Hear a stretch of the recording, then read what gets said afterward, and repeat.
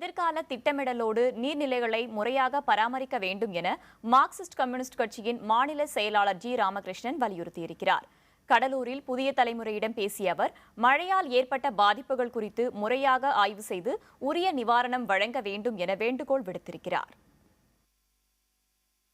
இந்த பரவனாறு போன்ற ஆண்டுக்கு ஒரு முறை வெள்ளம் வருகிற போது நிலங்கள் விவசாயிகள் பாதிக்கப்படுகிற போது எங்கெங்கு பாதிப்பு ஏற்பட்டிருக்கிறது. ஒரு 29 இது ஏரிகள் உடைந்துள்ளதாக அமைச்சர்கள் சொல்றாங்க. ஆகவே நீர்நிலைகள், ஏரிகள் இவைகளையெல்லாம் ஆழப்படுத்தி கரைகளை பலப்படுத்துவதோடு எதிர்காலத்தில் இத்தகைய பாதிப்பு ஏற்படாத வகையில் நடவடிக்கை அரசாங்கம் உடனடியாக எடுக்கணும்.